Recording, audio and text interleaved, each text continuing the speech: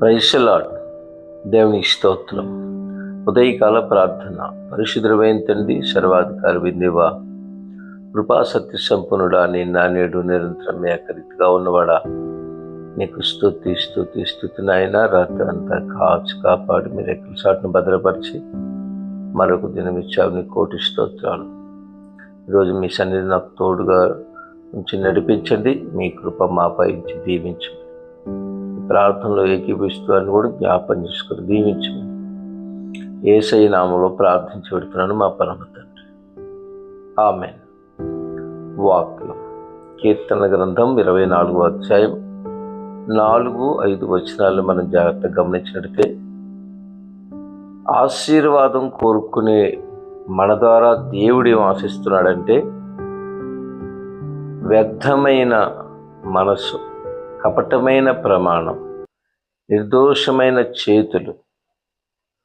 మనలో దేవునికి అయిష్టమైన ఏవో అవి దేవుడు అక్కడ రాసి ఉంచాడు కనుక, ఆయనకి అయిష్టమైన వాటిని చేయకుండా ఎప్పుడైతే శుద్ధ హృదయం కలిగి, మాటల్లో యథార్థత, ప్రవర్తనలో నిర్దోషత్వం కలిగి ఎప్పుడైతే మనం జీవిస్తామో, అప్పుడంట ఆయన ద్వారా మనం ఆశీర్వాదం పొందుతూ ఉంటాం. జాగ్రత్తగా మనం గమనిస్తే, ఆశీర్వాదం పొందాలంటే ఏమి చేయాలనేది వాక్యం స్పష్టంగా రాసి చెప్తా ఉంటే, దీన్ని గమనించకుండా మరేదో చేసి దేవుని నుంచి ఆశీర్వాదం పొందాలని మనం ఆశించడం చాలా పొరపాటు.